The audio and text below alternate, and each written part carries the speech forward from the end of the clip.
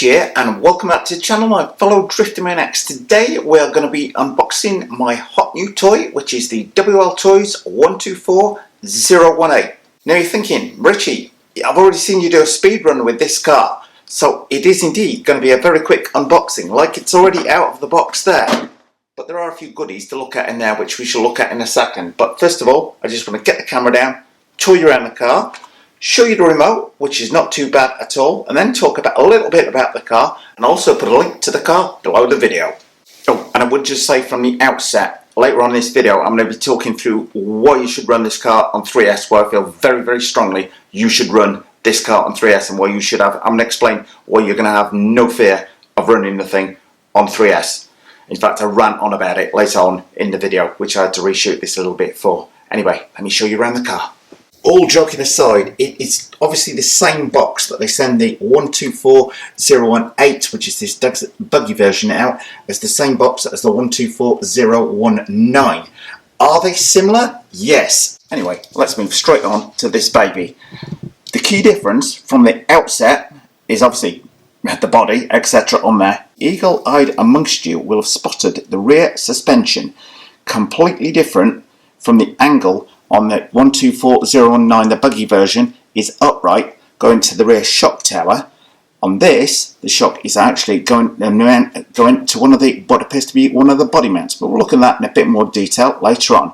Anyway, I'll start in the front and work my way around. But I have to say, the more I drive this car, the more I am absolutely loving it. It has got that scaled desert buggy look to it. We've got our two little drivers in there. We've actually got an LED light on there, which I shall light up in just a minute. Now, fully adjustable suspension, both front and rear. And you've got fully adjustable threaded shocks, both front and rear, which is a good sign from the absolute outset. The only issue I had with the car when I first got it is one of the dampers was compressing a little bit too much at the rear, so I had to empty some of the shocks were overfilled, which is nice to see rather than being underfilled. Speaking of those tyres, we've obviously got the spare tyre on the back. Now, depending on your driving preference, you may want to remove that. Anyway, that impact bumper at the front, a little bit of flex in there, but it's fairly rigid. Might put it to the Richie wall test. It has got a superb look to the thing. Very much it's like a mini low-seat DBXLE. Accelerates like one as well on 3S. These tyres don't seem to be too bad at all grip-wise, although the rear on this thing, if you floor it, the rear will wiggle around a little bit on there because of the power of this thing, so it's obviously rearward biased. And you can see there, we've got steel drive shafts all round, steel cups all round as well, which is always a good sign.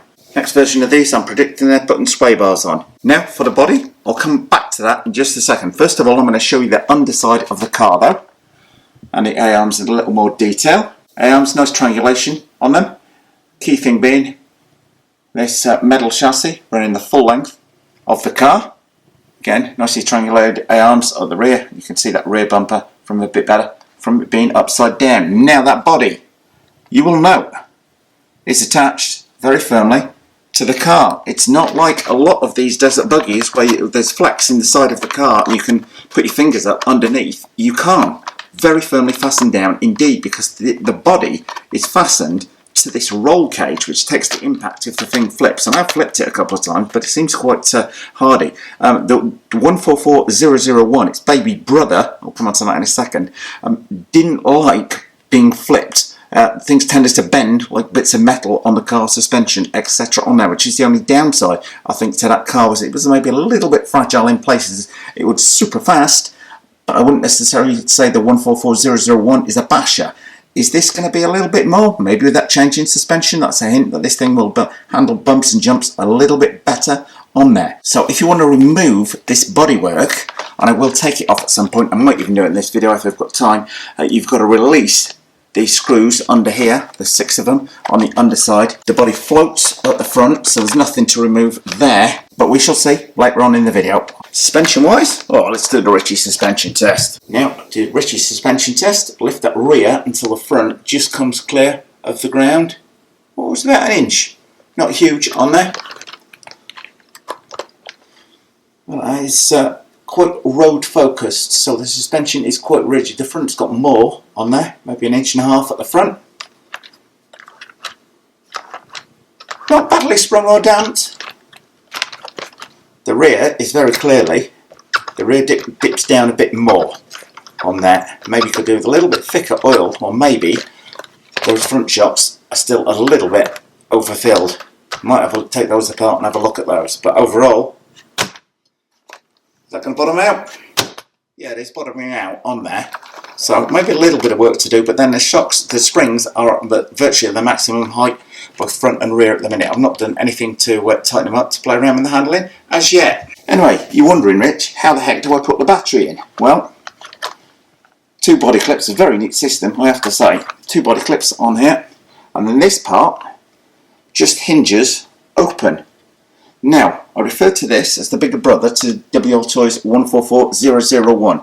The reason being, virtually identical platform, virtually identical electrics, I believe, in here, but this is 5 centimeters longer. The advantage it has given the people designing the car is, instead of the ESC sitting up on the top here, they've been able to put it down here in between the motor and the servo. So if you want to go brushless, you can now. You've got plenty of room to fit a brushless ESC. I think a Mamba X would fit in there without too much work, Richie says. Obviously a Castle motor or any other brushless motor would fit in there, as this is a 550 count motor. But just check out the size of that battery tray from the front here, and the rear support is there. But I'm guessing some of the speedrun guys might even think about taking that rear support out so you could fit an even bigger pack in there. If you do that though, you lose any space for your speed meter. I've been tucking my speed meter in this little corner at the back here, where it's wedged in, doesn't even need taping down because it's not going anywhere once the roof is down. The only care you've got to have is with this wire that connects up to that LED light bar. Speaking of which, let's turn that on. And I can hear people crying out now, Richie, don't connect that Ovonic 2200 milliamp pack. It's 3S. You're going to blow the ESC up. I've seen a video of it popping before it even runs. Oh, is it going to burn my house down? Is it? Is it? Is it? No, of course it's not. If anybody's doubting whether you can fit 3S to this car, I'm going to give you a talk in a minute and use a few fairly strong but child-friendly words as to my opinion of people saying this can't run on 3S, because I've tested it just about to destruction today. It shouldn't move.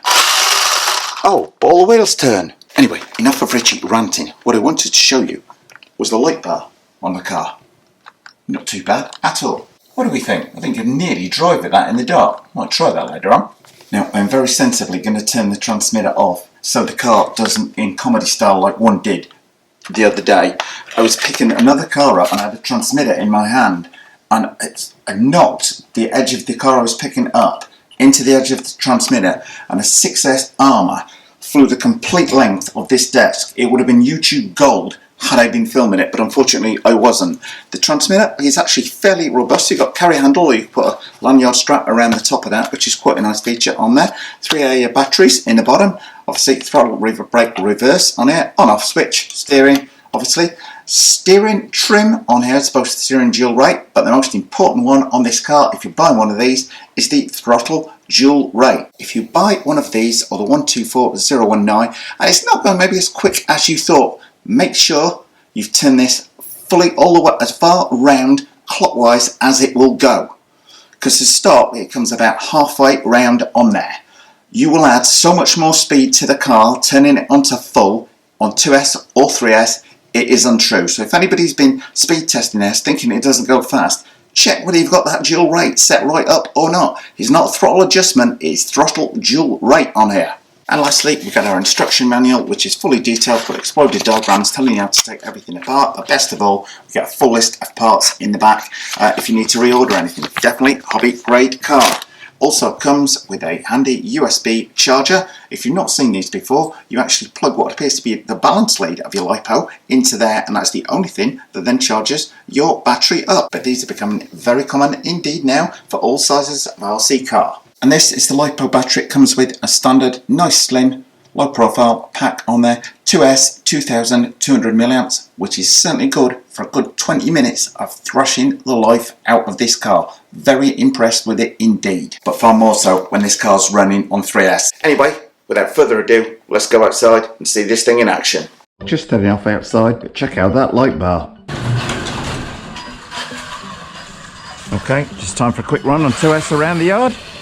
Yeah, all good brakes. We're liking this from the start. Oh man. Well, it's going to make for some interesting driving today because this surface is damp. Anyway, let's have some fun. Full acceleration on in the dry there. Man, this thing has got huge power. This is just on 2S. And that back end is just wanting to break loose on here. Not with it being damp. Oh man. On loose dirt, this thing's going to be an absolute blast. I actually tested it in the dry last night off camera. And then the dry, it hooks up and goes. Bit of a handful on the wet. But in the dry, the grip is absolutely excellent. And the brakes on the thing, absolutely second to none. But it's got enough power with that, not brushless, bear in mind, just brushed. Four-wheel drive, not you would know it on certain bits today.